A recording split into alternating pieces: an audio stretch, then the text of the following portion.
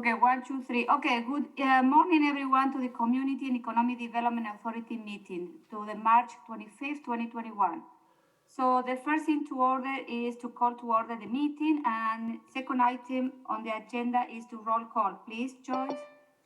Arata Frada, Here. Clary, Gaius Balas, Hartman. Oh God, did I say Hartman? Yes. You did. And then Hamilton. Hardy, Present. Maldonado, Potts. Here. Okay, good morning, everyone. We have a quorum.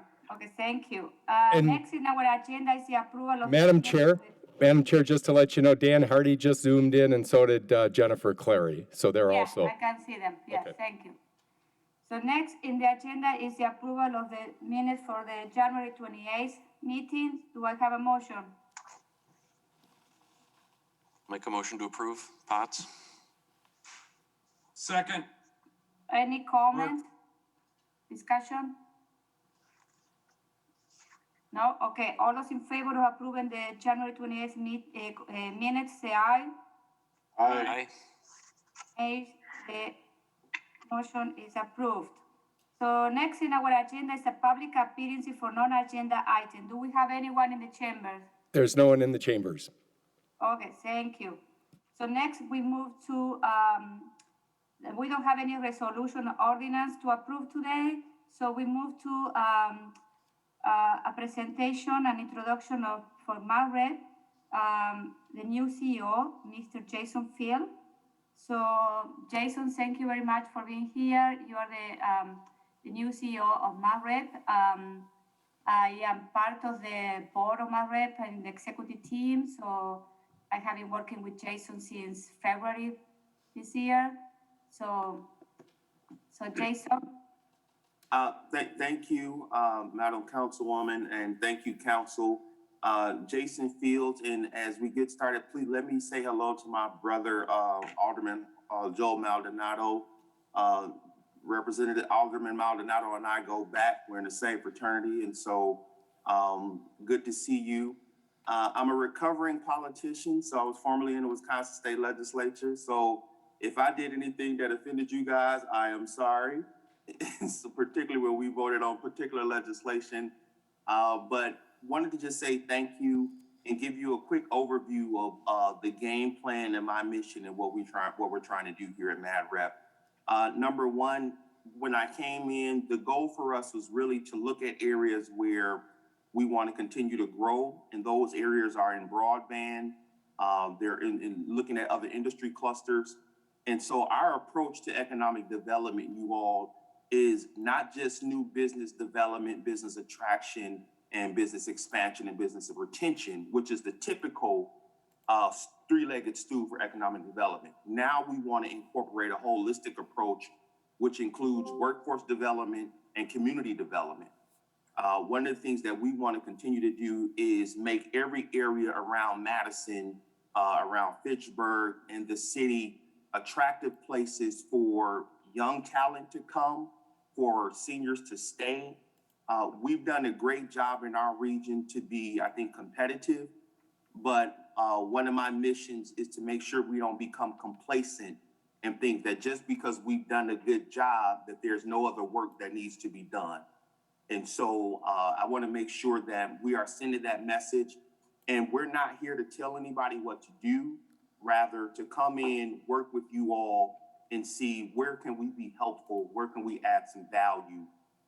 And I'll tell you one of the things I'm excited about, and then I'll shut up.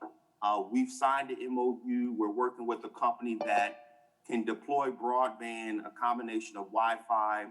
And what they do is they come in, particularly for municipalities, and they help you run your infrastructure so that now when you're looking at poles and the right-of-way, you have the ability to charge these national big carriers rental space so you can create a revenue stream for your municipality. So we're looking at launching that because in our research and talking with a lot of municipalities, that seems to be something that a lot of places are missing as we attack this broadband issue. And so you'll get more on that, Councilwoman, Julia will, I'm sure, brief you when we brief her more in depth at our board meetings. But want to just give you all a, just a quick overview of where we're at, my attitude, let you know we're here. If you need anything from data, quiet as it's kept. I still have some political connections, both in the Republican and Democratic side. So if you ever need me to make a phone call, please don't hesitate to ask me to do that. Still great relationships with members on joint finance. If I can be helpful that way as well, by all means, please call on me. Yes, thank you, Jason. Any question for Jason? Jason, can you explain a little bit, because some people are new here, what is MAREP, what we're trying to do? So we are the region's economic development agency. We are actually contracted with Dane County to be their official economic development agency. We serve 8 counties, Dane, Dodge, Rock, Green, Iowa, Jefferson, Columbia, South. And the game plan really is, again, as I said before, to take a holistic approach to economic development. We want to make sure that when there are companies coming to our region, that we have site selectors and that we showcase cities like Fitchburg and that we showcase what we can do, what attracts these companies to your area. That's one of the issues. That's one of the areas that we focus on. Another is making sure that there's a talent pipeline coming through, and that's done with some of our partners in workforce and education. We run a program called Inspire, where we work with the businesses and schools to make sure that those businesses are developing relationships with schools and students to learn careers, get internships, things of that nature. So if I can sum up in a sentence or a phrase, we take a holistic approach to asset-based economic development, business retention, business expansion, new business development, and then you can add on community development and workforce development to those 3 traditional stools.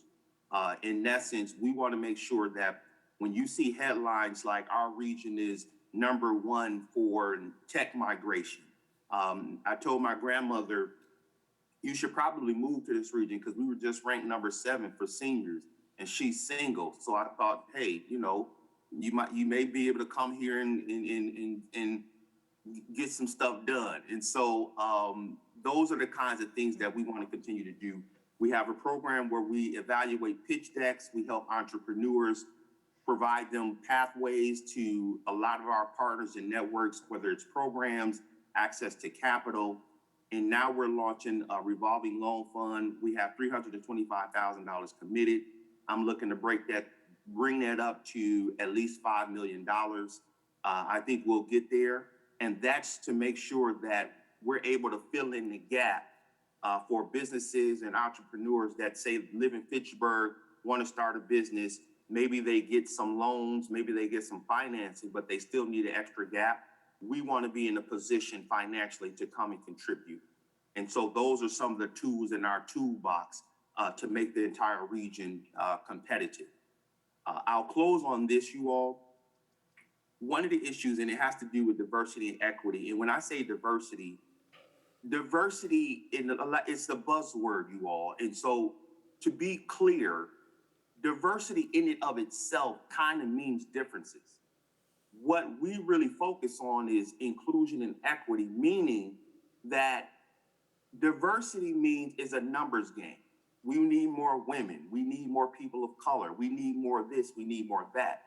Our focus is how can we create atmospheres and environments that are welcoming to people, whether it be younger people, whether it be seniors. And so that's the real focus when we talk about equity and inclusion, creating an attractive environment so people say, hey, I want to move to Fitchburg because great people, great council members, they're going in the right spot, the up and coming area. I want to sit at the table to help contribute to the overall value of the city. That's what we focus on when we're talking about equity and inclusion. And so I want to make sure we point that out because I think you hear these buzzwords and we really need to understand what they mean. And so those are our focus. That's what we do at MADREP among making phone calls and introductions to people who are looking for assistance in a number of areas. Thank you very much, Jason. Any question for Jason? Julia, Yes. this is Joyce. It might be helpful if we just kind of told Jason who we are. So he Okay. has a little bit of an idea, his audience and Okay, who yes. he's going to be working with. That'd be great. Thanks. Okay, so I'm gonna start with Mark. Good morning. I had to unmute myself. Good morning, Jason. I have a question for you later on before you finish, but I'm retired from an retired executive from UW Health for about 2.5 years now, and I have lived in Fitchburg 29 years. So I have been around and seen a lot of change. So welcome and nice to meet you. And I do have a question for later, Julia. Okay, thank you. Thank you. I have, my next one is Randy. Good morning, Jason. My name is Randy Udell, and I am alderperson for District 4 Fitchburg. I'm retired from AT&T as a network engineer, responsible for South Central Wisconsin, their network, so I'm very familiar with broadband. Yep. And I'm also a treasurer of the Democratic Party of Wisconsin, state party. So we probably have met somewhere along the line. But I do have a question as well. So Okay. whenever you're ready for that. Okay, thank you, Randy. Thank you. Joyce? Good morning, Mr. Fields. My name is Joyce Fry. I'm the Economic Development Specialist for the City of Fitchburg. We're going to be working really closely with you and your team, so I'm excited to have you on board.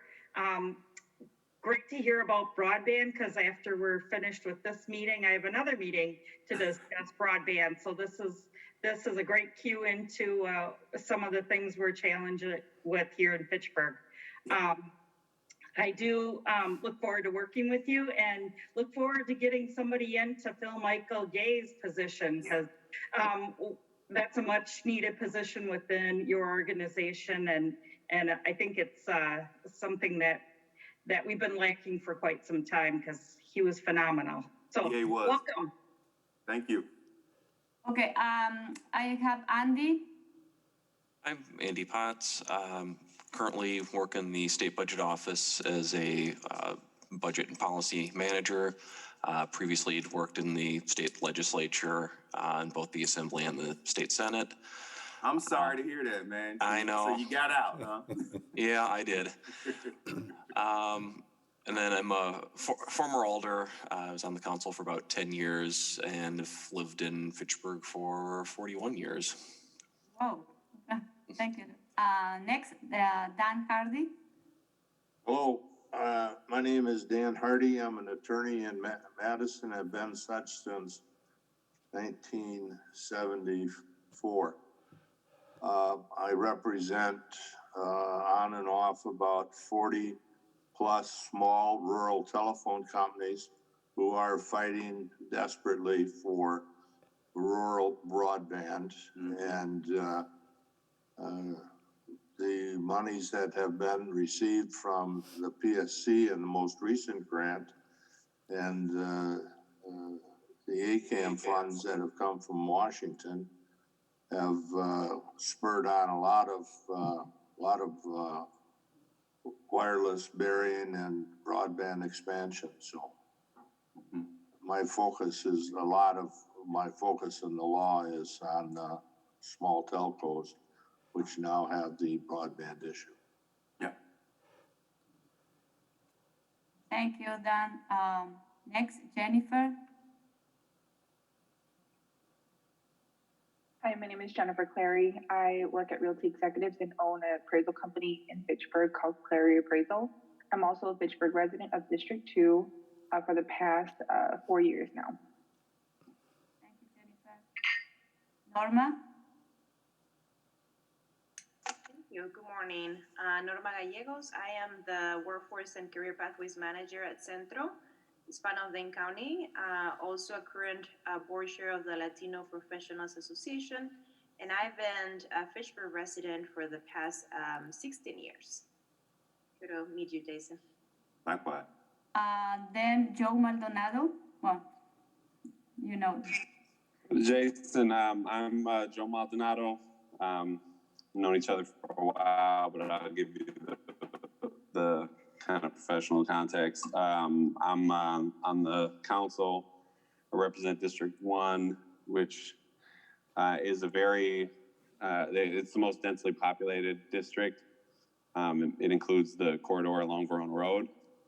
And I also, by day, work for Wisconsin Extension. I'm the Community Youth Development Program Manager, so I oversee anything youth related to, partnerships with, local and statewide organizations. So from both sides, I definitely have an interest in partnering with MadRep, particularly around ensuring youth have access to college and career pathways, and also, in terms of my district, making sure that we bring back a lot of the businesses that have left with the Verona Road construction project, particularly residents locally, so things that they can walk to and access, such as food access and social spaces and other things like that. So. And we have two guests today. So Diana Porter and Craig Stanley. Can you introduce yourself? Yes, Jason and I, we've met.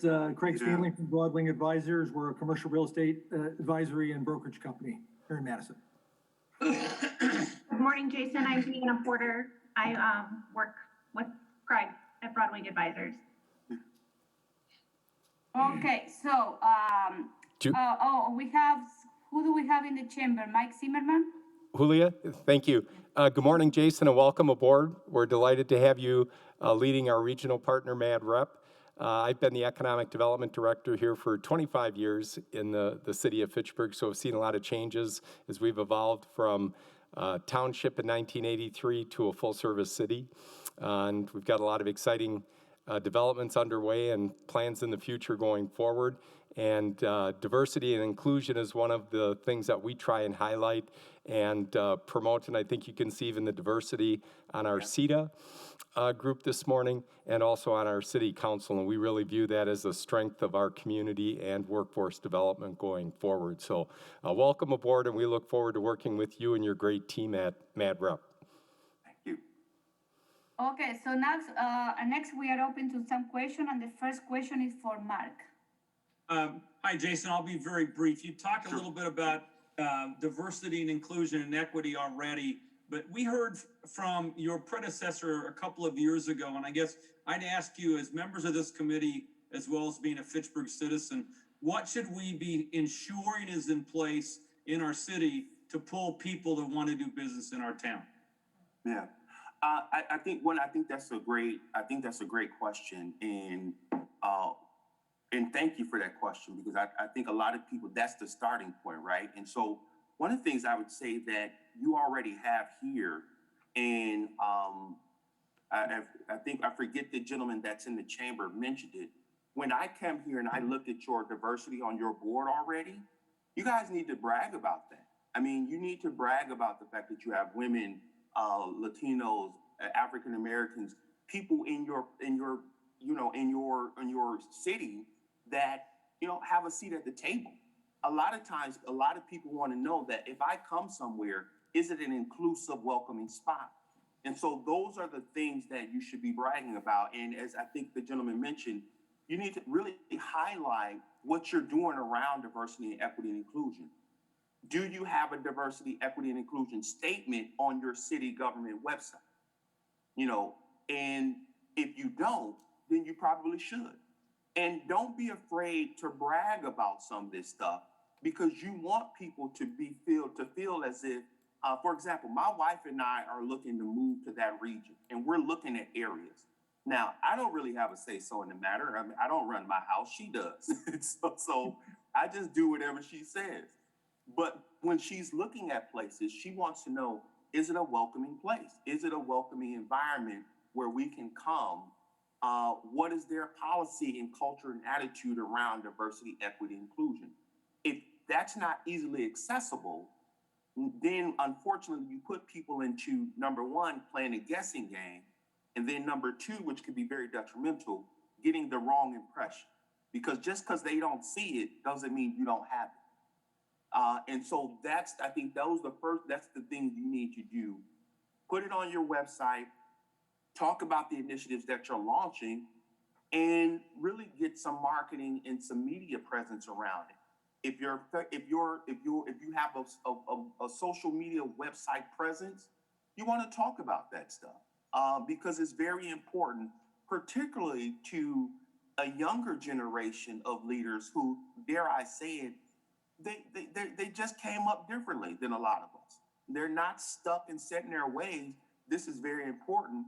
And so if you want to attract that kind of talent, and you want to make sure that when you're talking about your place, why people should come and move there, this is one of those areas where you need to highlight those things publicly. So that's a suggestion I would say, Councilman Mark, that highlight the things that you're doing, make sure it's visible, make sure that you're sending a message. Hey, we're open for business and we want everybody to feel like they can contribute and add value. We want them here. Thank you, Jason. Randy. Yes, I sit on the Agricultural and Rural Committee, and Yes. And that's a big portion of my district, District 4. I have it's a very diverse district, and probably geographically one of the largest in Fitchburg. In the urban area, broadband exists. Yep. Maybe Charter or Spectrum, AT&T, TDS. And from my own experience, I know a large portion of it is AT&T. However, when you get into the rural, and the big concern or the question that continues to come up is, what about us? And AT&T is not going down there into that area only because it doesn't provide a revenue stream for them. And so the focus of the committee within the committee is to provide broadband to the rural section of Fitchburg. Are you that person that we could reach out to as far as the funding from the governor, the Public Service Commission? I know there's some additional funding that Senator Baldwin has mentioned recently. We're just trying to figure out how to navigate, because I know that we need a partner. We got to get back to the switch. There's just so many unanswered questions that we're trying to figure out where to begin. So, Randy, let me answer that because you all hit on a number of things when it comes to broadband. One of the things that when I came here and took the position, and Councilwoman Julia hired me, so blame it on her. But one of the things was to make sure that, and I'll be very candid, you all, I'm a very candid person. And so a lot of times what happens is, and I'm not knocking any place, so don't take this as if I am. A lot of times, Madison, Milwaukee, the bigger places, they get a lot of attention, and rightfully so. But there has to be a balance with rural areas. So when I came in, I told our team, we have to send a message to what I say our rural brothers and sisters that someone cares. And so we developed a rural broadband action plan to really look at what do we need to do in rural areas to increase their broadband. And Julia, I can send a PowerPoint to all of you all to show you what our game plan and mission is. Number one, I'm not a fan of task force. As a recovering politician, I hate task force because usually it means that a bunch of people are going to get together with special interests. And until you get to the point where you're talking about their money, everybody plays nice in the beginning. But then when their money starts to get affected, then everybody starts to jockey for position. Not a huge fan of task force. I think they're typically loaded with special interest people from a lot of different sides, and it's just a big chess game. And so what happens is 2 or 3 years later, Randy, we're still talking about the same problem and nobody's did anything. That's not me. We are those people, Randy, that you should call because we're looking at how can we go into rural areas, work with a company that has done this before. And again, the play here is how can we deliver rural broadband and at the same time to your municipality or city or area, position you so that you can turn it into a revenue stream for the municipality and city. I know a lot of people at the state budget, we're in the middle of a pandemic. Right now, everything is about cutting costs and, where you're gonna find money. So if we can handle a lot of those issues with putting municipalities, particularly with our rural broadband approach, getting them access, maybe it's Wi-Fi, maybe it's a combination of Wi-Fi and fiber, then we can look at strategies where we're delivering rural broadband areas, and at the same time, that city, that municipality can then turn it into a revenue stream. The reason why I'm very passionate about this, Randy, is I was the lead author when it came to the 5G legislation in the assembly, and I'm friends with a lot of those folks, but I'll be very candid. It's very personal for me. We were told that this 5G, all this stuff was going to help the rural areas. It was going to help people get connected. And quite honestly, that wasn't the case.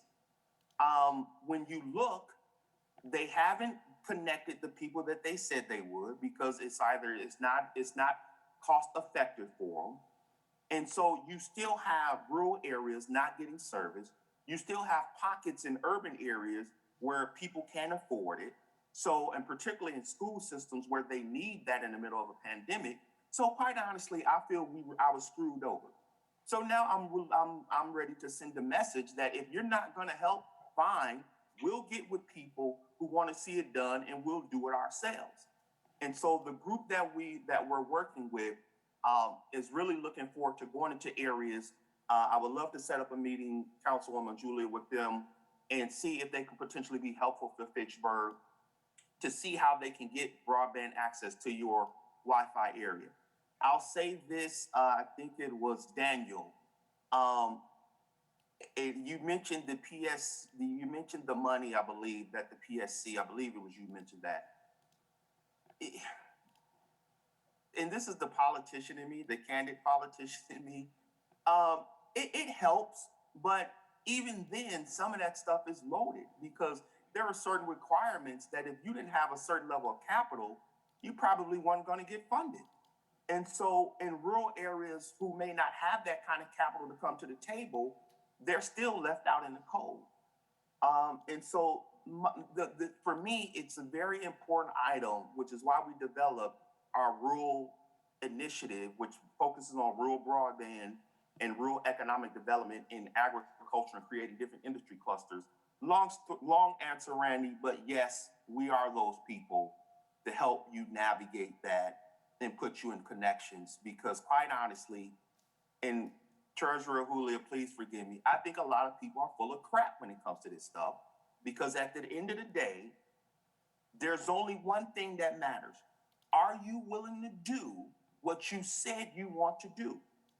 And you all are politicians. You know it boils down to, is it the political will to do it? If it is, then let's get it done. If it's not, don't beat around the bush and take us through task force meetings where we're meeting for a year to talk about a problem we already know exists, and then it's another 3 years before somebody does something. Let's just get it done.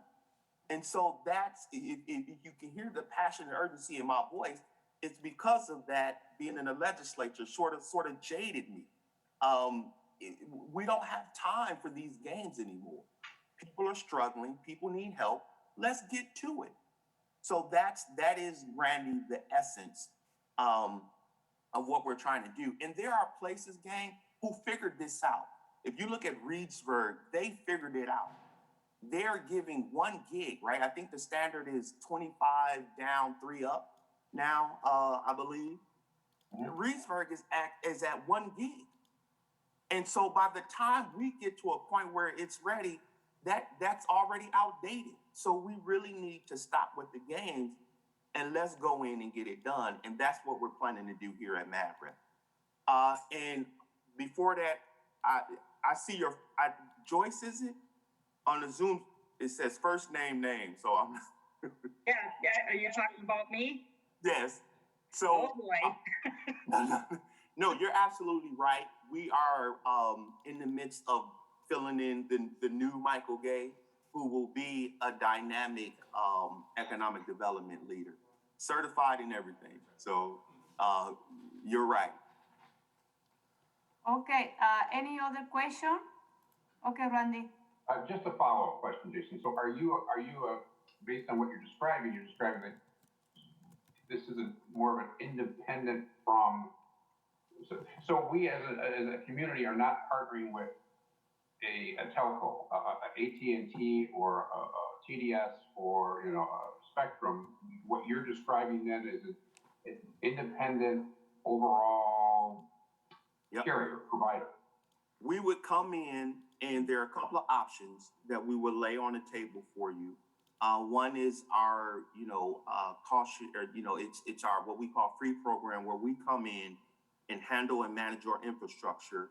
And we come in and start to do the negotiations on your behalf against some of the big boys. And then we look to get you set up with Wi-Fi access, whether it be towers, whatever is efficient and effective for your region. And then we look to turn that into a revenue stream. There's no upfront cost to the city, but then after a while, after you pay us back, then it becomes a revenue stream for you. Because you all know these right-of-ways, the poles, that's income for municipalities. But a lot of times people don't have the capacity or the bandwidth to handle those kind of negotiations, particularly with the big boys. This is where people like us come in, our partnership comes in, and we help you with that. Thank you. Okay, is 7:34, any other question? No? Okay, so thank you very much, Jason, for your presentation, for the introduction. We will continue the partnership between MAGREP and the City of Fitchburg, okay? Thank you, Madam Treasurer. Thank you, Jason. Thanks, everybody. Thank you.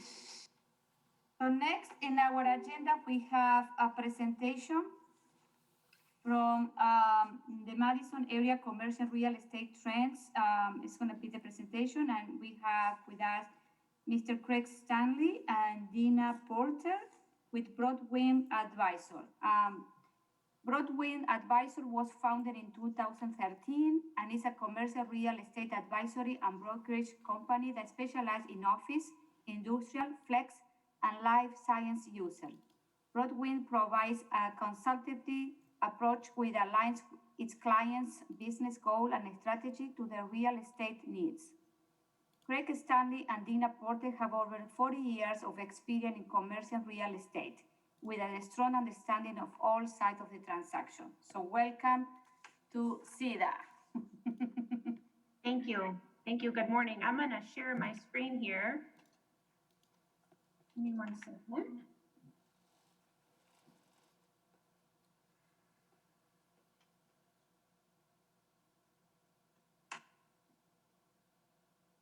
Can everybody see that? Yes. Yes. Okay. Well, thank you all for allowing us to be here today. Oh, I don't know what's happening here. Give me a second. There we go. Thank you all for having us today.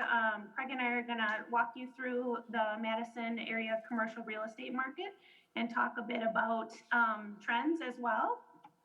We're going to start off with visiting all of the asset classes. We'll touch on office, retail, industrial, and multifamily. We'll follow up with some overview on the trends with the market, and then we have left some time for Q&A.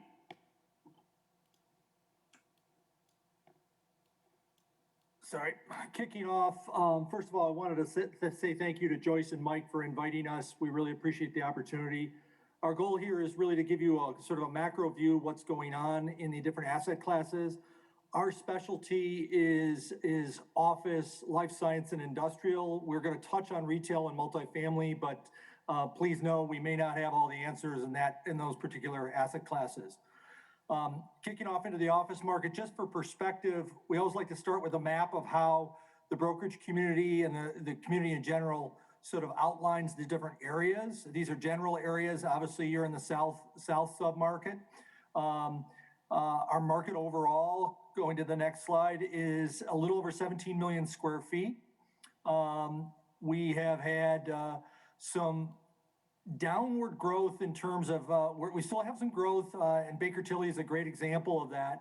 But obviously the pandemic is starting to impact with everything with work from home is definitely impacting the vacancy rate across our market with the rise in the last year. And I'll get into the weeds of that in our trends area, but we kind of look at the market in two ways, the supply and the demand. The demand is the absorption, supply is the vacancy. As you can see, we've had a drop in demand over the last 9 to 12 months, just based on users companies are working from home and are doing shorter term leases because they don't know where their future is. And they do predict that they're going to have a greater work from home strategy. Everything from attorneys are comfortable with working from home to larger call centers to you name it. Everybody's looking at some sort of hybrid model. What that looks like, how that trend will be is really unforeseen at this point, but you can see even subleases are rising. We have over 15 subleases. A year ago, there were about 8, and the average size was about 6,800 square feet. Today, it's 14,800.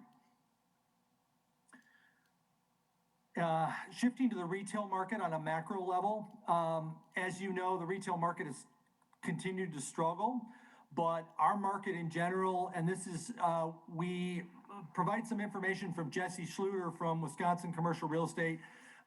Jesse has helped partner with us, and here's some stats that relative to that. Overall, Madison is doing better than other municipalities nationwide. Our vacancy is expected to be 4.3, while nationally it's expected to go to 6.5.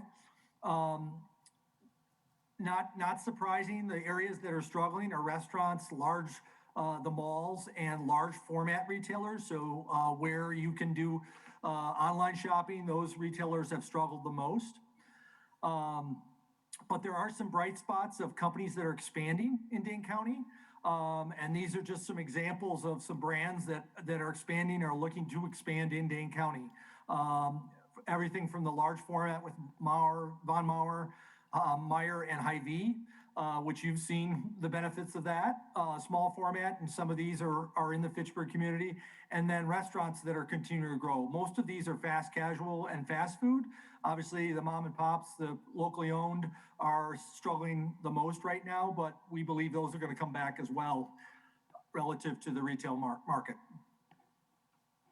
Shifting now to the industrial market.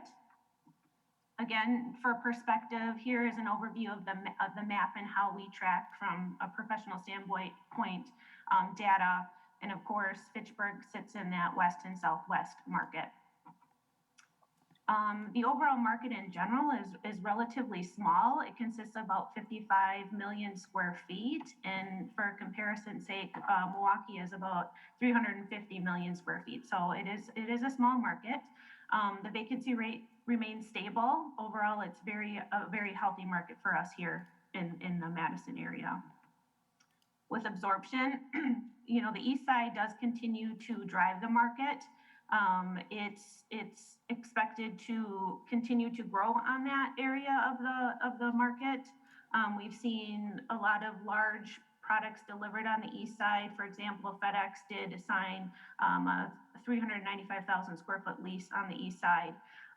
What we're starting to see is the mid-size blocks of space, around 20 square foot, are limited, and that's consistent throughout all of the markets, including Fitchburg. We did want to touch a little bit on multifamily. As Craig explained and alluded to, we are not the experts, but we think it's important to just give you a high-level overview of what's going on. Overall, vacancy is tight. We are under 4%, and a stabilized vacancy rate is 5%. You'll see that Fitchburg is in that 3% range. And one thing that we did want to point out is you'll see that 53705 vacancy rate of 8.29%. We're not really sure what's happening in this market, but we are thinking it's due to COVID and the student housing, and some of that is affecting that larger vacancy number. So Craig and I wanted to touch on trends and what we see going on in each of these subcategories, and give you an overall of what we think is going to continue to happen. So office and retail are sort of the two areas that are struggling the most right now. and I'm going to dive a little deeper into office. As you see, COVID hit, we were in a very, very healthy office market at 8.2%. And as of Q4, the end of the year, we have grown over 3% total. I did get preliminary numbers last week for first quarter. We have another 0.5 point of vacancy that has risen or grown. That represents about 975,000 square feet that's come on the market in the last 12 months.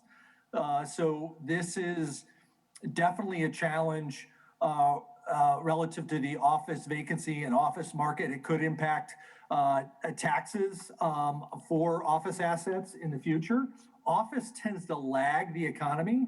So if the economy still is strong, the one thing about this particular downturn is the shift to work from home has really created a dynamic that isn't economically based. It's more about how people work. And so that future of work and what the pandemic has done has really created a mobility, productivity, and location of how office users and operators utilize their office. Office isn't going away. It's just going to be recalibrated. And we think there'll be some real challenges over the next 24 to 36 months. And what you'll see is the Class C assets, the kind of older stick frame, those are going to struggle because Class B and Class A will lower the rents, and you'll see what's called a flight to quality, tenants moving up the chain of better quality assets because their costs have come down. You'll also see tenants downsizing. If you're in 10,000 feet and a quarter of your staff is working from home now, you'll drop to 7,500 in a simple example. So just what are the dynamics that are going on and relative to that office market.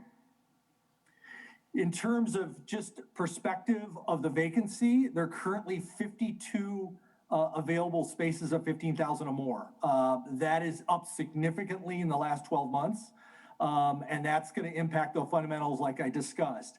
I should note that number is going to go down to 51 with the announcement yesterday that WPS is selling one of their buildings to One City Schools. So it's 51 as of yesterday. I wanted to touch on life science. We don't have a lot of stats on life science, but I wanted to touch on some real positive trends in the marketplace. Our life science vacancy right now is essentially zero. It's a small organic market that has grown steadily over the years. I always use this analogy. Historically, we've had a lot of grass growing, smaller companies, a couple saplings that are growing through, and one or two oaks. Well, we've got more oaks than we used to. And in terms of larger companies that are growing, the Roches, the Arrowheads, the Exact Sciences, the Luminas, the PPDs, the Covances, we have a lot of good growth that we're getting noticed nationally. The challenge is we don't have product that new companies that are growing. So there's two examples of speculative developments that are being marketed today, both in the Research Park area, one the Research Park itself, and the other on the corner of Whitney Way and Tokay. Both of one's 80,000 feet, the other's 100,000 feet. And the demand is there, and I believe both of these projects will move forward. On the retail front, retail will rise again is sort of the thing. It's not going away. It's just going to be recalibrated. The pandemic, like in the office market, is sort of a hyper accelerated the changes that are going on. Jesse from Wisconsin Commercial outlined click and collect will continue be. If you've ever been in a fast casual, you order ahead and your meal's waiting for you. That's going to happen more in retail. But Madison in general is doing okay. There are going to be some challenges based on that first bullet where hotels, retail, restaurants are struggling, but they will survive and new parties will come forward. And then to touch on the industrial market, again, this is a very healthy product in our market. We will expect to see further growth. The east side will again remain strong. We think some communities may struggle as developable land is getting harder and harder to find. But, you know, like Fitchburg did with untapping Stoner Prairie for these two companies on the slide, Sub-Zero and Promega, shows, you know, what success looks like. So again, this will remain healthy. We expect to see some further growth. It'll be very organic. So that's all we have for you today. Does anybody have any questions? I'm actually going to stop sharing so I can. Yeah, so I can see everyone. Thank you, Dina. Any questions? I have a question. Okay, Joe. So with the piece on office space, how do you see that, you know, based on like workforce trends or whatever, how do you see that shifting more permanently? Because I know I've heard like different podcasts talk about, you know, that a lot of companies may just start rethinking whether they want like a traditional 9-to-5 model and start allowing, you know, their employees to do like more of a hybrid where they're working from home. Do you see that sort of affecting the market around office space? In a simple answer, Joe, yes. The hybrid model and what will happen going forward from a macro, what vacancy looks like in the near term, we do believe that that is going to impact the market. The formal answer is, relative to each individual company will be, it depends. We believe everybody will have some sort of hybrid work from home model. The question is the degree. There are some tech companies downtown that had leases rolling in the fall that had 25 employees. They decided not to renew their lease, and they are not sure if they will ever go. They've gone completely virtual. They're not sure what that future looks like. Do they go from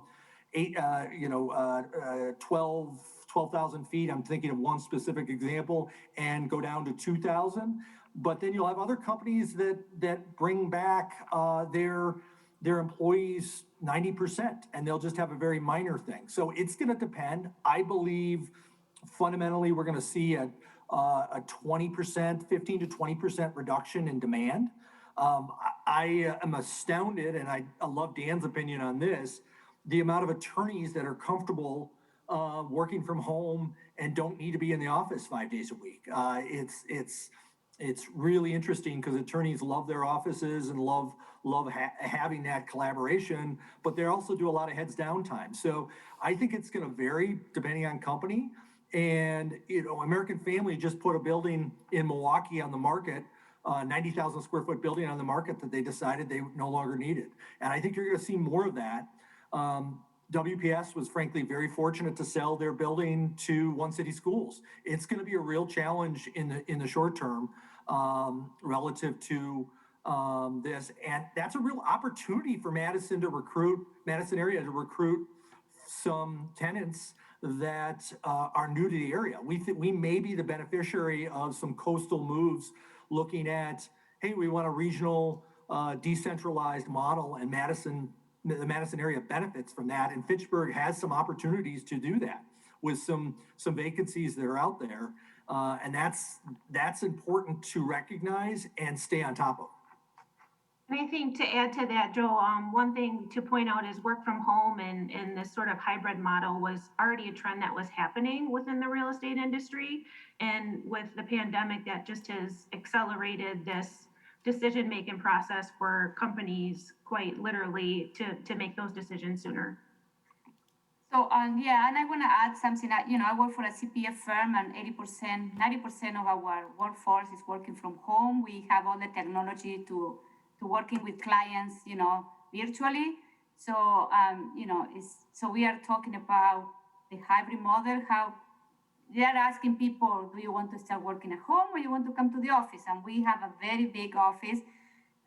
So that one is going to be interesting in the summer. But the other thing I want to mention is maybe something that Jason forgot to mention is that, you know, in Madison, in this region, we are creating like an IT bubble, okay? the technology. We have a lot of companies in IT, game developers, attracting young generation.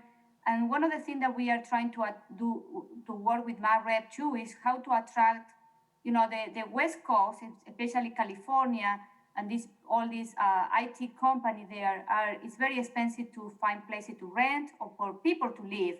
So this is another area we are working on, how to attract people to move to the Midwest, to this area of the country, because it's cheaper to buy a house, rent an office. So this is something that we are seeing as a trend now, that attract people from, I think Craig mentioned a little bit about this coastal movement to the center of the country for several reasons. So that one, I think, is in a position where we need to be real to position ourselves, especially Fitchburg, on how we can, if there are companies moving from the West, how we can accommodate them here. The other thing I want to mention is, I have seen in Madison a lot of new places called the co-working spaces or co-sharing spaces that I know people that have closed in the shop, and instead of having an office, rent an office, they are renting these co-working spaces when they need to meet with clients or need to have, before COVID. Do you know these co-sharing spaces are a competition with the traditional office spaces? How do you see that? I'm going to let Deanna answer this because she knows more than 90%, 99.9% of the people in this space. So. Okay. So I spent a lot of my time, my career working for one of the providers called Regis. They do provide shared office space globally. I don't think it's direct competition to a traditional office. Those users are, the 1 or 2 person office that's maybe more decentralized. So you might have somebody that's from Madison working in Madison, but their company is based in Minnesota. I don't foresee them ever taking over the traditional office space. There's always a demand for having your own space, and quite frankly, there's a tipping point. If you have, I always tell people, if you have more than 5 employees, it far outweighs cost to go into a shared environment. You'd be better off going to a traditional model as far as savings in dollars. And the only exception to that, Julia, would be where certain companies are looking for what's called swing space, short-term space, project-based space they use for 9 months. Attorneys do this very regularly downtown, where they might be working on a big case, and a firm from Milwaukee opens an office here on a temporary basis in one of the downtown shared office situations. That's different than the technology companies that use individual offices in the co-working model, which is a little more of a collaborative model than a shared office model that I referenced with attorneys. There's a whole gamut in the shared office realm that companies use, and there's a place for it. The last, kind of before the pandemic, we had a market based on our size, and so some of those have struggled and are continuing to struggle, and we believe there'll be a little bit of consolidation of that, but that's not a negative on that market. It's definitely a market that's here to stay. It's just a question of right-sizing it for our macro market. Julia, let me make 2 comments. One is in response to your last question. Actually, Brennelson has the 2nd, 3rd, and 3/4 of the 4th floor at my building. There are 10 offices on the other side of the wall on the 4th floor that are shared offices. There are maybe 3 or 4 that are occupied. That was before the pandemic, that's after the pandemic. It's not a very attractive situation. Before that, they had shared offices down on the 1st floor, and it drove them nuts. It's just not a very viable alternative. And then, Craig, with respect to your question, I think there are about 45 attorneys in this office, and we have about 15 over in Waukesha. And I am shocked I thought maybe the millennials would be the ones working from home. I've got guys that are almost as old as I am that have never shown their face here except to get their flu shot. They've been working for home very successfully. And then there's another group of people like me, but not all old like me, that say, I can't stand to work from home. I want to be and have the camaraderie and bounce questions off people and collaborate that way. And so you really have a mix. We probably could get by with half the offices we have, and when our lease is up, I suspect that's going to be a negotiating point. That is, and it is baked in HR decisions and how do you collaborate decisions of how companies are looking at this. This is absolutely what you make on an individual company level and and as, you know, from Mike and Joyce's standpoint, when you're talking, you really ought to ask what that model looks like, how that's changing. Think about your bigger employers and what could be coming online and how to recruit tenants because somebody is downsizing, just like Dan outlined. Because Right. that dynamic is not gonna go away in the near term, especially the next, I think it could be 2025 before we see some stabilization on this. Because we're just now starting to see landlords lower rents. And that's typical. It takes a year after a downturn for landlords to start to, I'll call it sharpen their pencils. Craig, I have another follow-up question. Sure, So go ahead. you mentioned one city, and funny enough, I sent my daughter there. I'm wondering if you've seen similar things like that, where, like, you know, former businesses are lending themselves over to, or lending that space, selling that space over to either the nonprofit sector, education, sort of like social services or other things like that, things outside of the business realm? The answer is yes. What typically happens in a downturn is existing assets, whether it's office, industrial, they get beyond their useful life, or the market is soft enough that they get recalibrated to a different use. And this has happened in retail. This happens over time. And so those are opportunities for non-traditional users, and I'll use one city as a non-traditional user of space. They needed to think creatively. How do they open a new school? And they're recalibrating an office space, a very traditional claims processing center, into a school. It's very different. You got to think creatively. That's going to happen more and more. John Deere Credit just put on 95,000 square feet on the west side. It's completely vacant. What does that recalibration look like? We think this single-story office market might be a good conversion for life science users. That's something that, and you know, it really depends on the ownership and are they willing and understand how to reposition their assets if they're having challenges. Joe, does that Okay. answer your question? Yes. Any other question? Just I guess, one comment I wanted to make Okay. too. I think one piece that hasn't really been addressed either is one of the large users of office space in Dane County and Madison in particular is government. And even though a lot of that is in government-owned space, the state of Wisconsin still has a significant footprint in the private market as well. And I think as the state employees start to come back, there are discussions as well about what will the future of state government look like, and will everybody actually be in person in an office? And again, even if it's 10 or 20% of state employees now working from home, I think that too could have a fairly dramatic impact on the market. Andrew, you just outlined a homework project for us, which is to look at third-party leased state space. And if the state consolidates like you outlined, that's going to put an additional pressure on vacancy of state leasing space to third-party landlords that they can go into owned space that they have fixed overhead with. So thank you. Thank you. Craig? Yes, Joyce.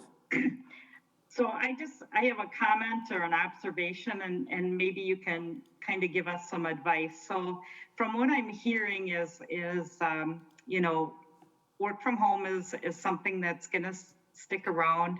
It may grow, it may not, depending upon the company. What I'm concerned about is how this affects our housing market, which we already have a somewhat of a crisis in Dane County with affordability. Do you have any kind of recommendations as to maybe things as a city that we can be proactive in looking at when it comes from this concept when plans come to the city as far as new ideas? We did have a group that was looking at one time to do it was called Edge Live Work, which was a concept of you know, apartments, but then it also had like den space or things like that where you could actually do some work from home. And I know this isn't your area of expertise, but I just kind of wanted to feel you out as to what you think about this trend. So if there's one thing the pandemic has taught us, and you're thinking the right way, Joyce, is how do we pivot and how do we take interesting ideas like a live work scenario? Does that fit? How does your zoning code allow for that or doesn't allow for it? And I would really, you know, at the end of the day, you don't have to recreate the wheel. I think you can look nationally at communities that have done this and go call up their economic development people and say what's worked, what hasn't worked. Because these trends are real, and I'm sure Jennifer can attest, the housing market, you know, what people are looking for now with a home office. There's the furniture vendors that we've talked to, it's amazing. You'll see attorneys that have nice home offices that work very well, and then you have the young millennials with a kid and dog at home, and they're working at the kitchen table together. That's why they want to get back. And the senior, the boomers and the Gen Xers are at home and they're more comfortable. If you look at some of the Gallup polls, it's really interesting. And so that nimbleness, how you think about space differently, and in my mind, don't try and figure it out yourself. There are lots of good models in other markets that have figured this out and have seen some trends already because of their demand of commute times. And you can look at examples and say, does this work, doesn't work? Just keep asking questions and then bring that to the council on how to be nimble with zoning that may be stuck, 10 years ago, for lack of a better term. Hopefully that's helpful, Joyce. Thank you. And Joyce, there's actually a study that came out of Harvard late last week about the cost of working from home and sort of the increased needs and demands that people see and how that impacts the real estate market is sort of they look for that. If they're going to work from home, do they need the house with an additional office space in it and how that impacts the market? I can send that to you. Thanks, Sandy. That'd be great. Julia? Okay, another question. Can you share this presentation with all CIDA members? Can you? Yeah, I have it, Julia, and I plan to send it out later today. Thank you. We apologize. We were working on some things yesterday and we sent it late to Joyce. So we will send it all to you. And please, our contact information, if there are any questions, specific, macro, micro, we can either point you in the right direction if we don't know or help answer it. So don't feel free to use this as a resource.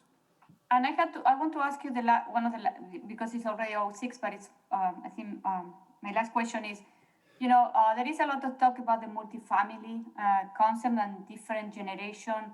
It's more like the new, the millennials and the new generation, they prefer more to live in, rent versus to own a house. Are those still a myth or is a fact? I would look at demographic trends. I'm sure Jennifer would tell you the demand on housing right now is so great because millennials are starting to raise families and looking at schools, and that's a real benefit that Fitchburg, but that affordability, the cost of lumber right now is skyrocketed. Yeah. So to build a new house, even a starter home is north of $300,000, $350,000. It's just nuts. And it's a real challenge on building. That's why multifamily there's still demand on my multifamily, but we're also seeing some cracks, even with the vacancy as low as it is. We're seeing some cracks of users, and demographics are going to drive a lot of this. Where do people want to be? How do you think creatively? Do you look at townhomes where the pricing might be less per unit, but you have a little density that's different? I think that's where zoning and being creative with zoning is important as you look at some of the development areas that you have and how to work with proactive, progressive, creative housing developers, whether that might be multifamily or single family, that can think differently, because we don't have a lot of townhomes in this market in general.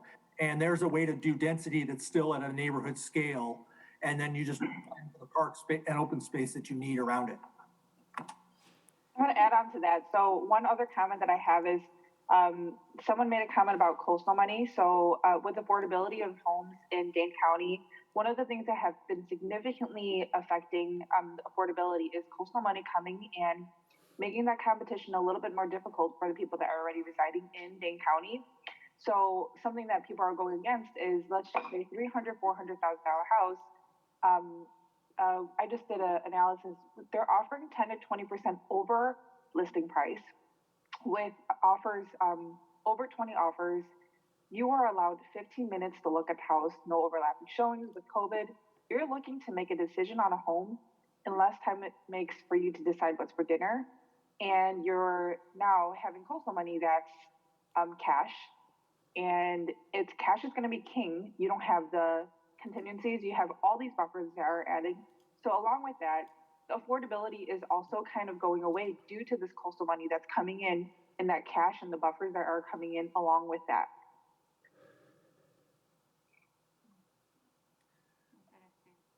Absolutely right. Mike has a question. Sorry, Craig. Mike, before I forget about Mike. Okay, Julia, thank you. Craig, just a couple of questions for you. Pre-COVID, you and I worked on a couple of site search for different prospects, both in the life science space, but also with some single user kind of corporate anchors there. And can you just share for the group, what are some of our strengths and weaknesses in those searches, and how can we best position ourselves competitively for those? Because we haven't landed any of those for, a variety or certain reasons there. And what are some things that we can learn from that process and you working with us as a community with those prospects? Corporate users are an interesting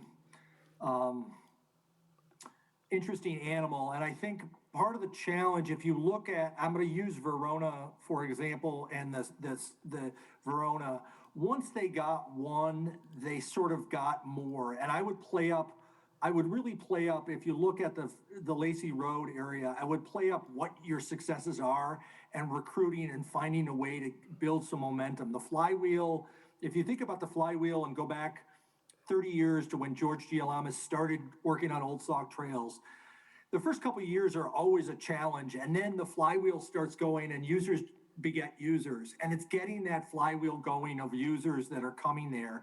And it's also knowing what size users you want to recruit. So if you look at, I'm going to use our client Exact Sciences, and this is where, like, nobody should ever apologize or feel bad that Epic didn't come to Fitchburg when they were looking way back when, 20 years ago, because Epic's size is so out of the ordinary that it doesn't really fit. You've done a really nice job with helping Promega grow, helping Sub-Zero grow, and build off of that. Know where your market is and know where you want to really attack a mid-size user, a corporate user that is looking, and don't think twice if somebody says no because of another reason, if that makes sense.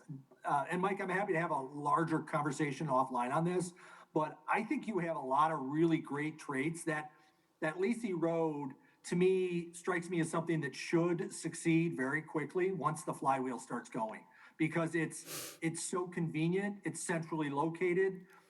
You have the ability to recruit both East and West users, and it will happen. And once it does, look out, because then more is gonna follow. Then my next question is in the industrial space. You had the slide up there, and we were able to accommodate 2 of our existing users with Promega and Sub-Zero with the Northstone or Prairie.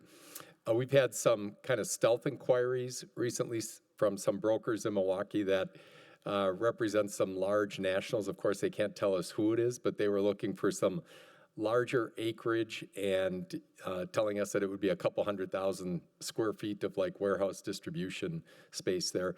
Can you share with us, if we're looking at future industrial sites there, what's kind of that optimal site and square footage, or that we should be kind of positioning ourselves for? Because right now I'm getting a little concerned that if even Promega and Sub-Zero came to us with the projects that they're finishing right now today, I would have a hard time finding a home for them where we would have that acreage available ready to go in Fitchburg right now. So not only accommodating our existing companies that maybe need to expand, but some of the prospects that are looking regionally and nationally too.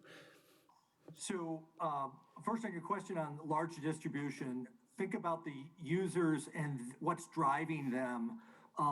If you think about Fitchburg from a distribution standpoint, it's probably not ideal. We talked to a developer about sort of North Oregon, and the challenge is those locations with distribution to be on the 39 corridor or close to the 39 corridor just hits that much more from a distribution standpoint. And I don't think trying to compete for 100,000 plus type users is going to be natural and realistic. You're going to see that continuing to be up and down the 39 corridor, Janesville, Beloit, North, and up towards Sun Prairie. Just those things. I would focus on sort of the mid-size users that are regionally support the area, and think about that. I would also focus on your existing users and how do you help your existing users grow, because those are the ones you stand to lose. Now, losing somebody who's in Greenway Cross area is not necessarily bad, because that's going to allow somebody else to come back in. That's a very healthy, but how do you help those grow within the community, maybe move south and find mid-size pad sites that work for them, and thinking creatively and going on that front. Does that help, Mike? Yep. Thanks, Craig. Okay, so I think it's 8:15 and we need to move forward with our agenda. So it's a very interesting conversation, so maybe we can invite you guys for another meeting in the future to continue the trend about what happened after COVID and with the retail market, the office market. I think this is because it's going to impact our city too. So we want to be proactive and ready to see how we can adjust to the new trends. So I just want to add one thing. We do put out a quarterly office report, and we're working on a life science report right now. Okay. We'll eventually do an industrial one, but if anybody wants that report, just shoot us an email and we'll add you to our distribution list. Okay. And happy to update anybody anytime. Okay, thank you. Thank you so much. Okay, thank you very much. Thank you. Thanks. Okay, so next on the agenda, 1 second, is the hotel room tax report consideration. Joyce, Mike, who's gonna? Yeah, you should have the, I think Joyce shared with you the hotel room tax report.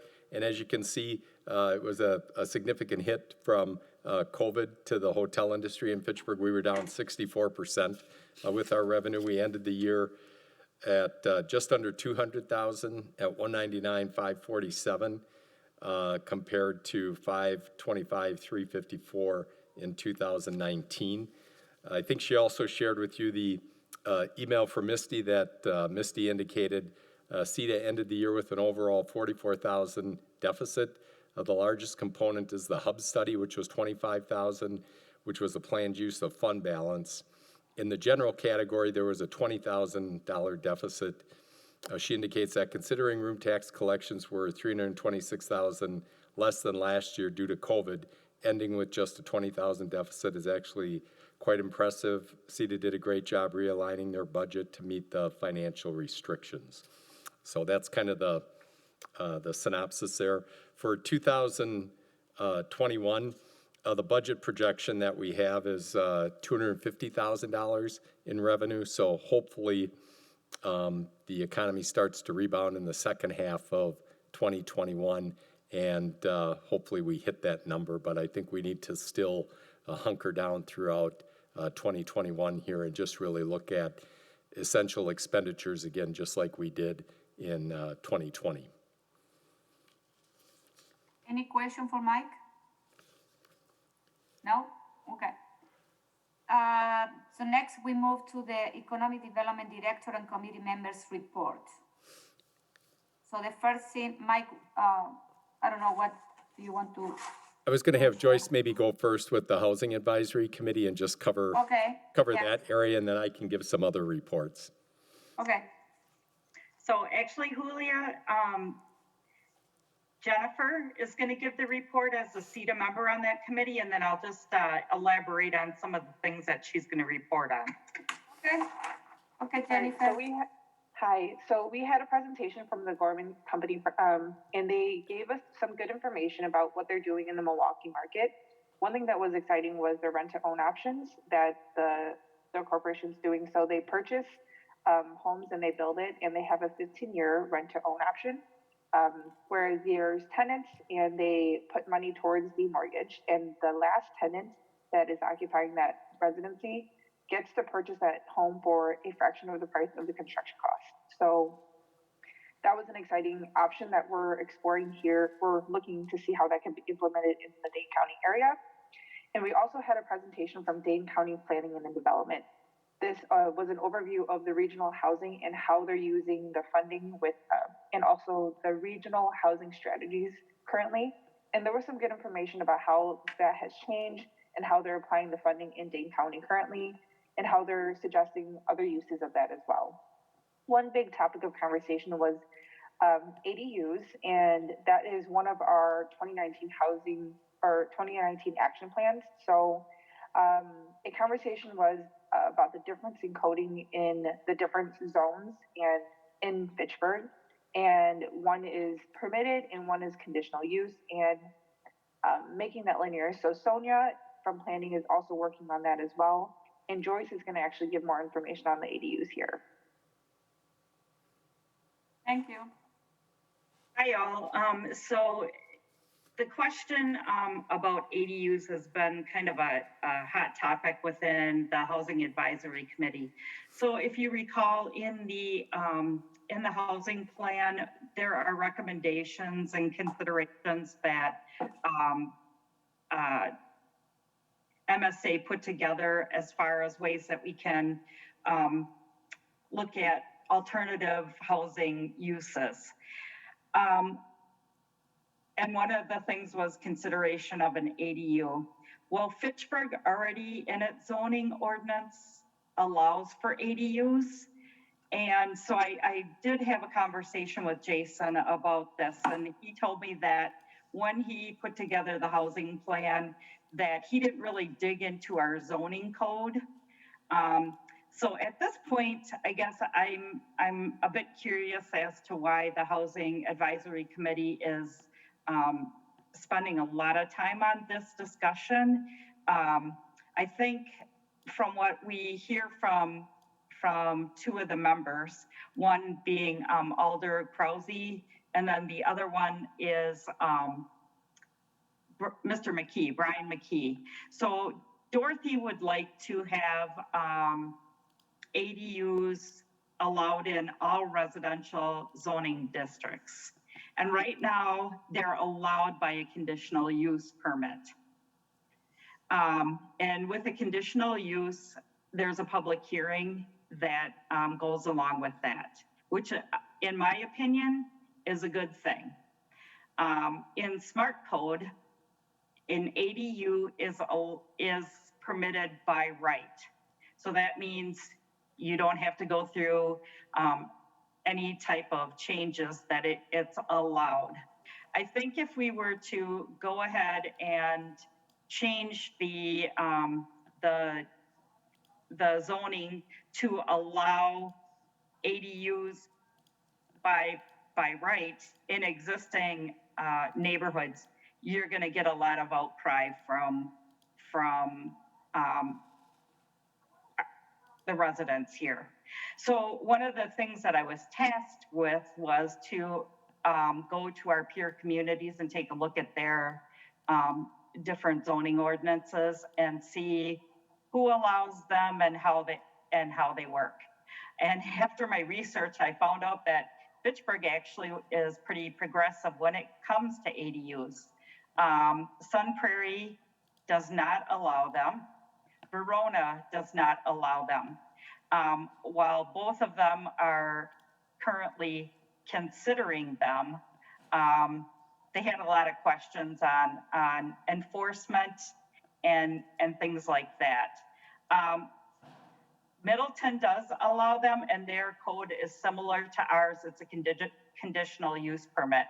So what the Housing Advisory Committee has asked is for us to kind of bring this back to CETA and take the temperature on what you think of ADUs, and do we say yes, Fitchburg does allow them by conditional use and feel that have a comfort level with that, or do we need to take a look at this further? I've been in several conversations with Sonia, our planning director, and Sonia also expressed concern because she likes to change or propose ordinance changes based upon data. And right now, she said we really don't have an issue with ADUs. We haven't had a lot of requests for people wanting to do them. So I guess I would just like to take the temperature of CETA, since the Housing Advisory Committee is advisory to CETA and the council and the Plan Commission, and just kind of get your feedback on how you feel about this topic. I did send yesterday the presentation that Sonia did for the Housing Advisory Committee on kind of the differences in zoning. So that's what we would like to chat about. Okay, so I want to go first. I read this and it said that in a smart code area or zoning district is allowed. So my question is that in Terravesa, in Terravesa, that is a smart code. It means those houses there, by right, they can have ADU. This is what I am reading, isn't it? I am correct? That is correct. Okay. So a smart code neighborhood, we can do it. And then the issue is in the standard residential areas. We have some, we can do a dependency living arrangement. I don't know what does it mean. So that one is only by conditional use permit. I am correct with that? We can do it in any residential zoning? You are correct. Okay. So what does it mean, dependency living arrangement? What does it mean that? I believe, Julia, that means like a mother-in-law's type quarters, where you're providing care to your tenant. So it could be like say you have a child with special needs that's an adult that would like to live independently. Okay. If the owner, and I'm not a zoning person, so please, this is just my understanding. If you are providing care to that person in that unit, it's a conditional use. can we use, my other question is, can we use this conditional use permit, suppose in my house, if I build something, can I also rent it out to other people, like on a permanent basis, or it should be something like you explained? It had to be built if I have a special need kid, or I have a relative that I am taking care, you know what I mean? So how we can use, you know what I mean? No, you can't rent it out if you don't have that arrangement that you're providing care for. Okay. So, And I guess the concern is, you know, I understand why it's a conditional use, and I understand why it's a permitted use in Smart Code. In Smart Code, it's a new zoning code, and it's a known fact when you go into that area that is something that could happen. That your neighbor could put a rental unit above their garage, per se. But this is, you know, yeah. do you mind if I finish? Yes. Okay. In a traditional neighborhood, you buy a house with the thoughts that, you know, you're not going to have anything in your backyard, and all of a sudden you have something there. I think that's the concern, that if you go ahead and allow it as a permitted use, then you could be turning essentially a single family house into a rental, per se.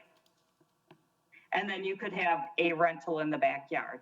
So you could be turning a single family home into a, you know, similar to what we had with the VRBO, you know, where somebody buys it for an investment. They buy the house and they put up a little rental and they don't live there. There's no relationship between the owner of the house and the tenant. Okay, so yes, I understand that, but my question is, so we are having I think it's unfair for, you know, because we permit it in one type of neighborhood, we don't allow it in other ones. You know, it's a equity thing, you know, that we are no, depending where you live, you can do it, and the other one you cannot do it. This is how I see it.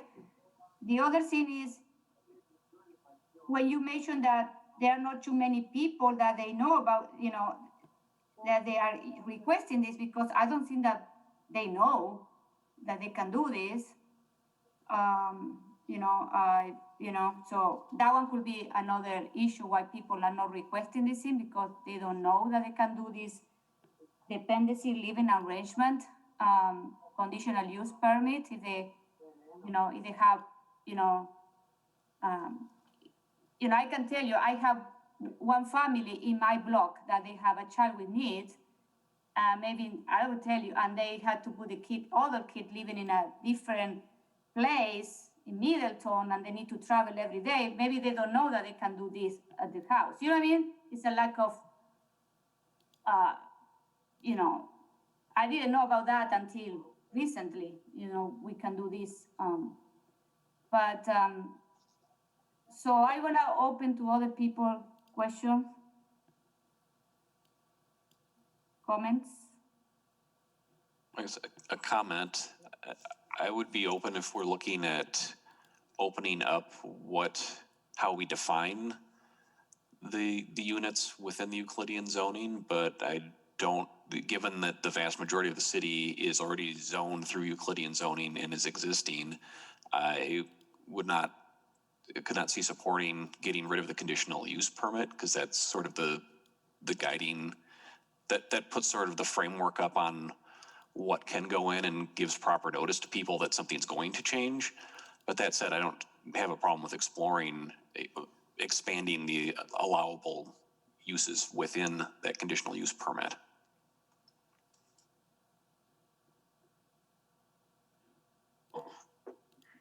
Any other comment? I will agree with Andrew that we should explore and see, if it's a peace of mind for people to have a conditional use permit. I think is a good start, you know, to start this process, you know, and determine what are the other options that we can use this ETUI, you know, with, you know what I mean? So, but I will agree that there should be some sort of, you know, permit. Yeah, because I think it just gives kind of fair warning or notice to people that, I mean, if my neighbor wants to put one in as a freestanding, you know, say we were to allow it as an outbuilding, then at least I could be notified that my neighbor is putting one in as opposed to just looking out and seeing it under construction.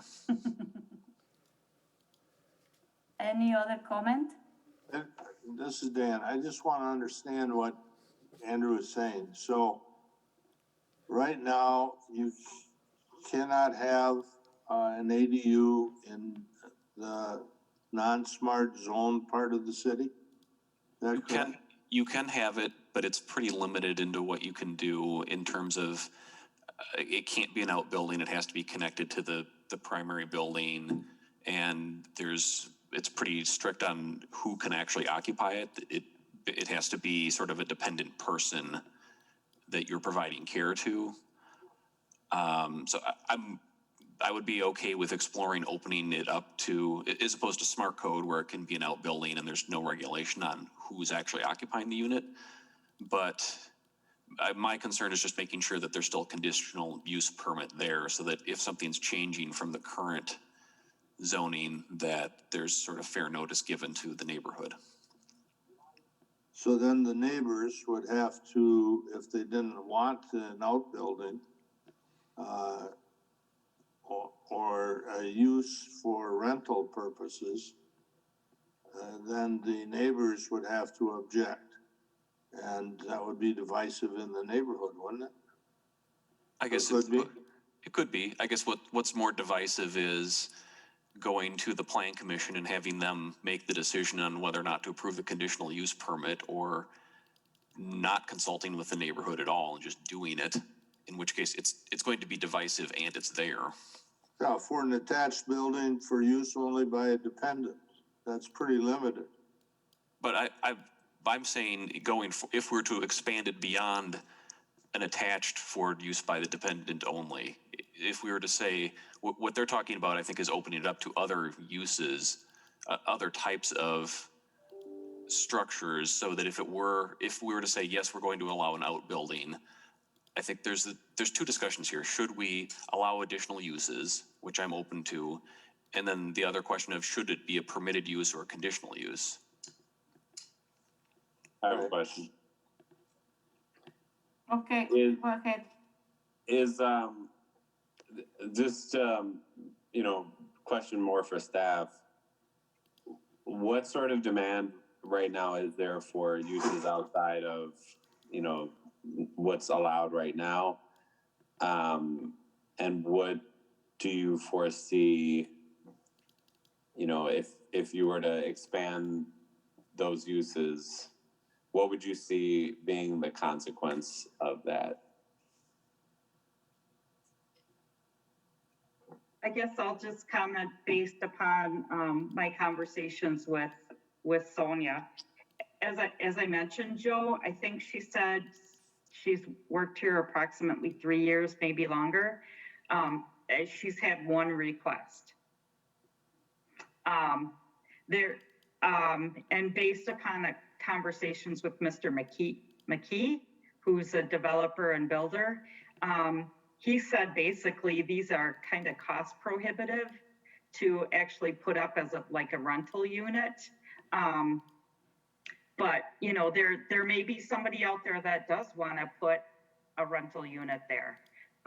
So I guess, you know, it's really, I think that the question that we were hearing at the Housing Advisory Committee from Alder Krause was the dependent living arrangement. You know, that you have to provide like care for that person. Is that your take, Jennifer? So I agree with you, but I'm just going to add on to separately. So Joe, you asked how many people are requesting this. So even for me individually, we purchased a home in potential of converting the lower level with a wet bar for maybe a potential rental use. Me being involved a little bit with the city, I wasn't aware until I looked into the action plan that this was even a policy that we had to apply for.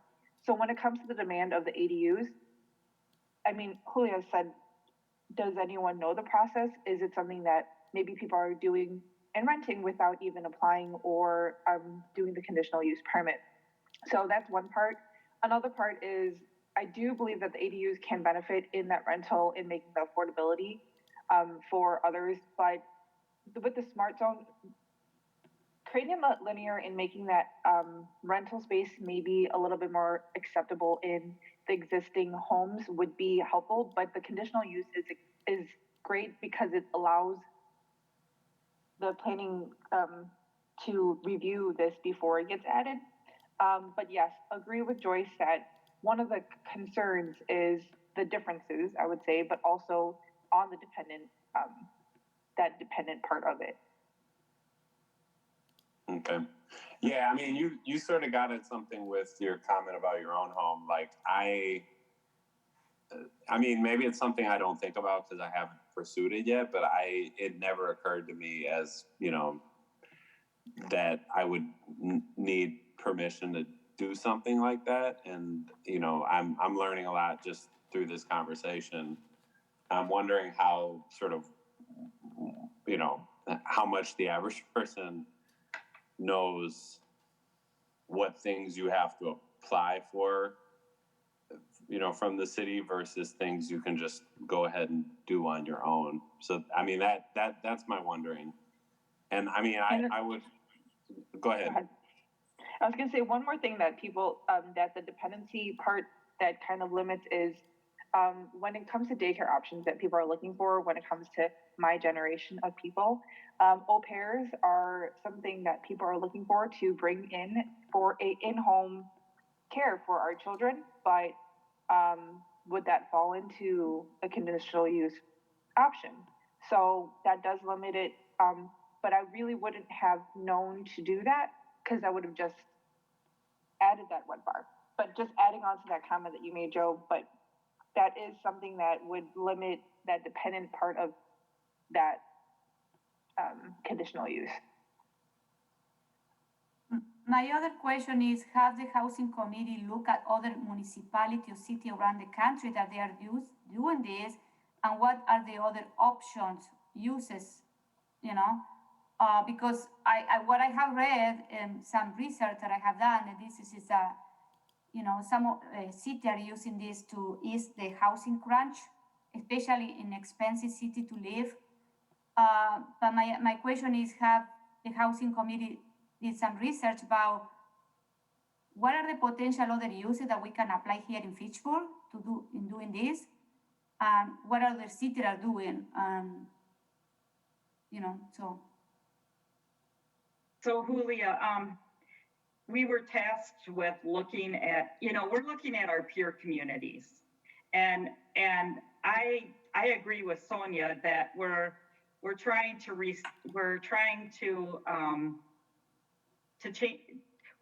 change a perceived problem that isn't there. Right now, we don't have the data. We don't have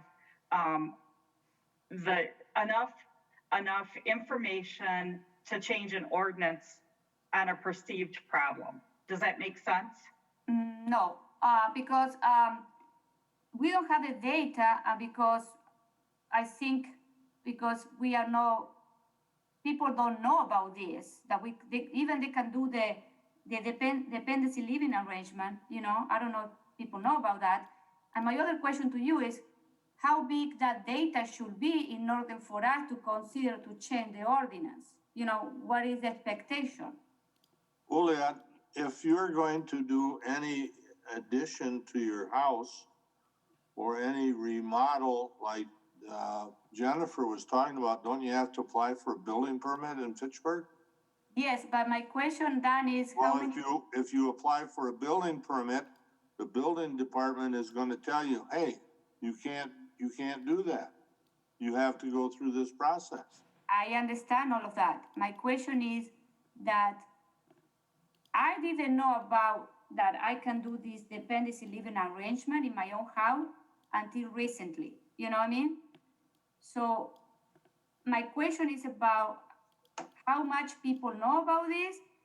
And when Sonia said we need to change the data, I know that the data, we are going to collect that data with permits that the people are going to apply. How big that data should be in order, for the city to change the ordinance. So this is, my valid question about maybe we should wait 5-6 years to collect data. I don't know. This is my question. How big is the sample, of the data? You know what I mean? Aren't we all held to responsibility to know what the ordinances are? That's not, ignorance of the ordinance is no excuse under the law. I am talking about regular folks, in the city. I'm talking about the law, and that applies to all folks. So you are implying that the resident of the city of Fitchburg should know the ordinance of the city? Yes. But no, I think we are talking differently. And I am talking about that people they are not aware that they can do this in their own houses. You know what I mean? This is what I am talking about. So, Julia, I think when people come to the point where they're looking at options, I believe they want to stay in their home, I believe that they'll check in with planning and say, this is a situation.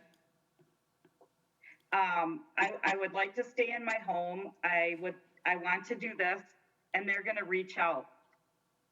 I mean, it sounds to me like you want us to educate people on housing options. I guess I don't understand. I agree with Dan Hardy. Let's send every new resident, all the existing residents and all new residents, send them a copy of the ordinances. They can read them. Then they'll know. I mean, along with Dan Hardy, he's saying that, I think you're saying that everyone should do their due diligence if they're looking to explore that option. And if I were to have explored adding that wet bar in, if that conversation with the building inspector were to come about, that I wanted to explore a rental or explore my parents coming over, that conversation would have been crossed when I crossed that option. And I agree with you, Julia, that people don't know, but does everyone need to know about this option when this does not apply? And when that option does apply, typically, especially as a realtor, I say, if you want to explore potentially having your mother-in-law suite, make sure you check with zoning. Make sure you check with planning. This is a conversation that we have with our clients when they're purchasing the home. If you want to do additional things, do a permit. Don't do a buddy's job. And that's how we advocate when we're helping people buy homes. But that's also of the person's due diligence to explore what that requires, what that looks like. And I mean, along with Joe, we thought of the option, but until we explored it and crossed that path, I wouldn't have gotten more information because it's not something that's relevant to me at the moment.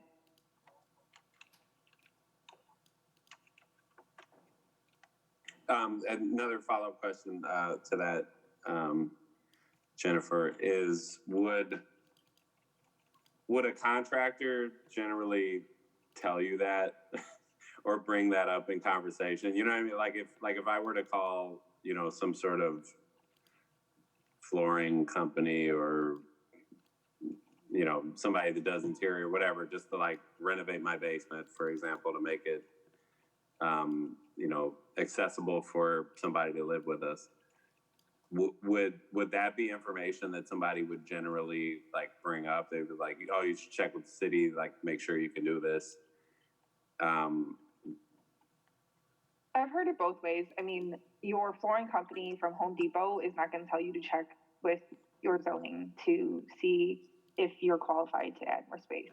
But if you're going to have a general contractor that's based in the area that has experience, I've had many contractors that says, you're interested in doing this, they're going to want a pool permit, which is going to also require that inspector to come out there. but they're also going to have general knowledge of the zoning. Brian McKee is an example of, if you are interested in buildings in Fitchburg, these are the things that you can and cannot do, and this is the things that you need to check on before we explore this option. And that's your due diligence to be able to explore this, because if we pull permits and you're not allowed to do this, you're wasting money and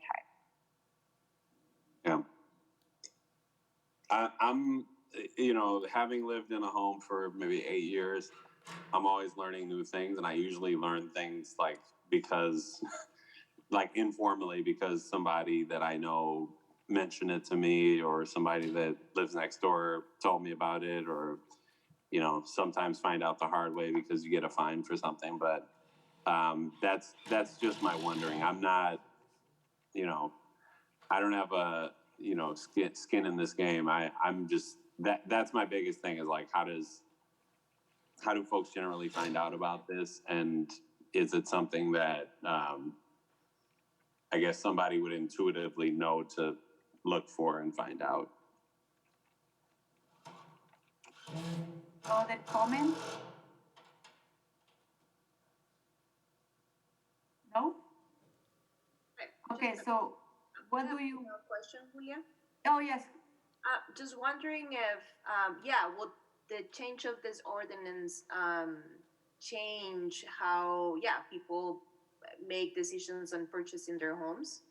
And does this play a big role on making that decision? I think to earlier Julia's point, if the city of Madison has,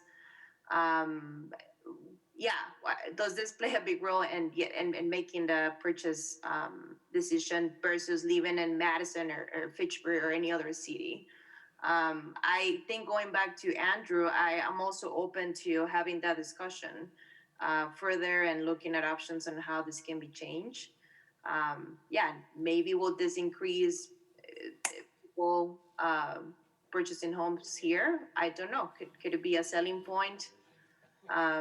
Maybe. But just wanted to share those thoughts. Any other comment, Mark? No? Randy, are you still there? No. I am. Yes, I am. Do you want to comment on this, or since you're part of you're listening to this? Well, I have been listening, and it's been all very interesting. Some of it's some new concepts, but I tend to agree with what Ted. I mean, I do agree with what Daniel and Dan has been stating, and as a homeowner, and going back to Joe as well. I mean, things are new, but I guess just as a homeowner, I know that I'm expected anytime I do any work in this place, which is at times considerable, I need to get full of building permit. If I want to do some minor electrical, that might, changing out a switch, no, but there's just some importance of pulling that building permit for insurance reasons. When I go to sell this house, or if I refinish the basement, the city assessor is going to say, where's your building permit? Or where was it? This basement's finished, and I know there's certain limits. I mean, it's just all been very interesting conversation. So I'll leave it at that, since I'm not part of the committee. I appreciate the offer for me to express my opinion, though. Thank you. So, Joyce, because it's 8:51, so we had 10 minutes to finish 9 minutes. So, do you think that what do you expect from CEDA comment? Do you have an idea what we want to do? So what I'm gonna, I guess I'll Jennifer and I can report back. So from what I'm hearing, and you guys can tell me if you're comfortable with this interpretation, is you would like to maybe see that dependent living arrangement maybe possibly eliminated from the language. Is that correct? You wish to keep the conditional use, is what I'm hearing, so that people have an option as to come and comment on the project. But the dependent living arrangement is maybe where you think that's a little restrictive as to who can live there. Is that Is that a correct assumption? Yeah, I think that we want to look for more options on how to use this. This is what it is, Andrew? Yep. I think that seems to be the main issue, is the dependent care piece. I mean, there are other issues. If you want to explore them, go ahead, but that seems to be the main holdup.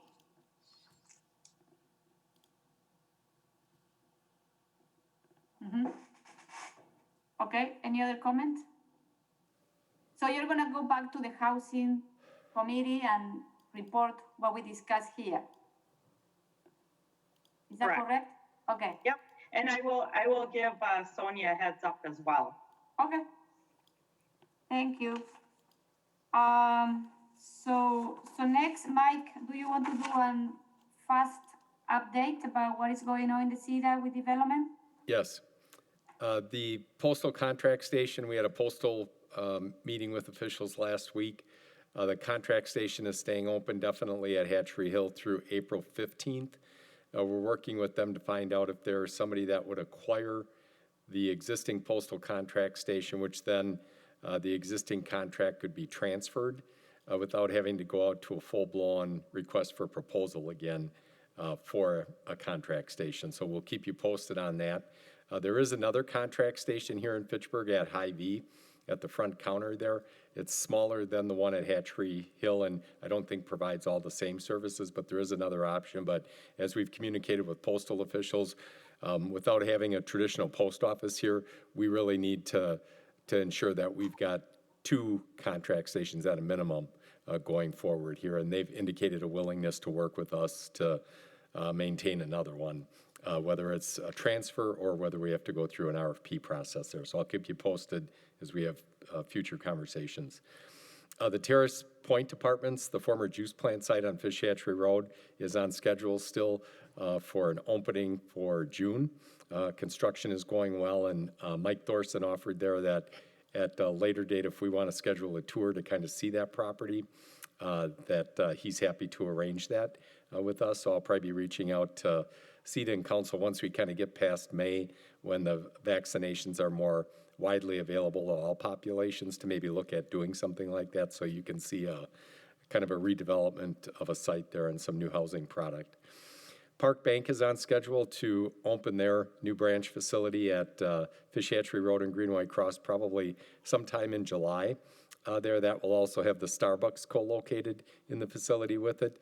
I got a courtesy heads up yesterday that once they get that branch open and operating, they will be closing the Lacey Road Park Bank branch permanently on August 24th. Notice went out to their customers to inform them of that, and they'll then just operate the single branch there at Fish Hatchery Road and Greenway Cross after August 24th. We're hoping that we have an announcement in the next couple of weeks for a new operator for our theaters there, so stay tuned for that. We can't say much more at this point in time, but we're hoping that there will be a public announcement of a new operator and then a future opening date of the theaters there, so stay tuned for that. Payne and Dolan has submitted plans for a subdivision south of Lacey Road at Fitchrona on land that is already currently in the urban service area in that part of the city of Fitchburg. Plans call for an approximately 130-unit subdivision, probably about 100 single-family home lots and 30 duplex units. So that'll be on the Plan Commission agenda, just the start of the approval process there for the April Plan Commission meeting. We're also working with a physical rehabilitation hospital. They're looking at the lots at Fish Hatchery Road and Nobel Drive, lots 25 and 26 in the Fitchburg Technology Campus.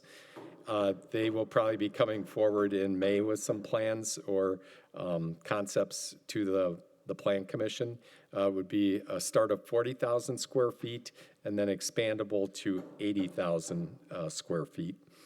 The Fawside property, which is the clean fill site between Highway 14 and MM, that's where previously there was that live work proposal that didn't materialize. We had created tax increment district number 11 to help with that project, is now under contract again by a development group out of Milwaukee. by the name of Royal Capital, Kevin Newell and Terrell Walter and his team over there.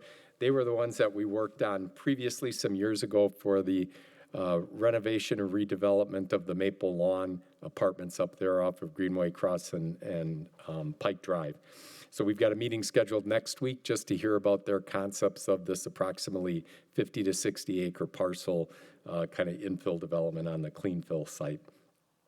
The Riversong Senior development that's being proposed for Terra Vesa, they need to go back and kind of redo their CSM and plat to bring that forward. So they'll be working with our city planning staff on kind of that option through our smart code zone neighborhood. That's by Marquardt Development, so stay tuned on that one. There's probably going to need to be a ordinance update through smart code, and then that project will start to come forward again. We also are working with multiple senior housing developments in addition to Marquardt at Riversong there throughout the city that are looking to bring us some additional units and continuum of living. Some of them include independent assisted in memory care. Some of them are just assisted in memory care. So we've got multiple ones that we're working with on potential sites throughout Fitchburg. Discovery Storage, which is the vertical storage facility north of Saris along Verona Road, is starting to come out of the ground. So if you're in the neighborhood over there, you really can see it not only from Spoke and Sprocket, but also from 18151. So they're making good progress on that property. We continue to get inquiries for the iHeartRadio property here at Fish Hatchery and Lacey Road, and working with them to see what options and concepts might come forward. Right now, that property is identified in the comp plan and the future land use as low-density residential. There's different development entities that would like to come forward with probably a higher level of density and some mixed-use concepts, so we're waiting to see what their ideas are to see if there will be support from elected officials to bring forward a minor comp plan amendment. And then, as you might remember, when we did the major comp plan update, we now do minor comp plan amendments twice a year. That was a request by CETA to give us a little bit more flexibility with the development cycle. So that process for spring will probably start at the end of April, early May for any minor comp plan amendments that are out there that are sponsored by either the mayor or 3 alders. And then Fish Hatchery Road reconstruction, as you can see, where the barrels are out already, and that'll really start to mobilize and go into full swing about April 12th. It sounds like the reconstruction is going to focus on the northbound lanes, so traffic will be shifted to the southbound lanes, so keep an eye on that. And then the temporary premise permit expansion that we did to help our restaurants through COVID last year, we're bringing that back again this year and making that available to them to kind of help until they can get back up to full occupancy. So that's available to them through October 31st of this year. They still need to bring forward a request and a permit that would go to our Public Safety Committee for approval, but that's just one way that we can try and help that industry in particular with some additional business and activity while we're still emerging from COVID here. And then we are working with a science prospect on some potential sites here in Fitchburg too. So I'll keep you posted on that as they do some site evaluations here.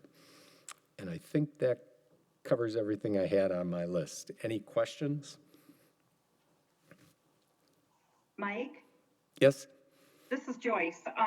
I believe that the physical rehab hospital, they're planning their neighborhood meeting for April 1st. I haven't heard anything differently, but just wanted to let everybody know. And that's their informal outreach that they would reach out to the neighbors, not only residential, but also the businesses in both the Fitchburg Technology Campus and also Tech Lands. When you receive that invite, can you send it to CETA too? So if there are members here that want to listen to that project? Sure. Yeah, I think they're going to be doing a Zoom meeting for that. Yeah.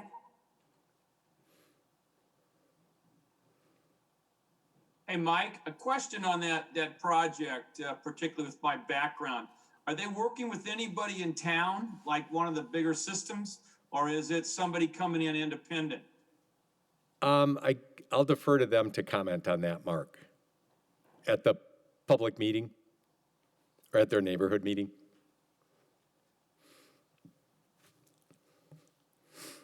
Any other question? Joyce, do you have anything to, you sent us yesterday also the annual report from CEDA? Yeah, any questions on the annual report?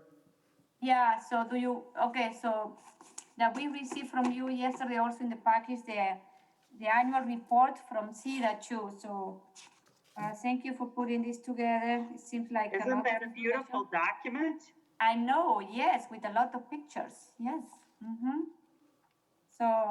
So you had a chance, take a look at this because this is a great, when, you know, when our neighbor asks, what is going on in the city? You know, if you read this, you have plenty of things to say to them. You know what I mean? So this is a great, it's a great report about what is going on in the city of Fitchburg regarding development. So, any other question? No? Okay, so I think it was a very, very dynamic meeting. We learned a lot. We discussed a lot. It's good to have diverse opinions, discussion. Can't hardly speak. Dan is on the phone. So, unmute.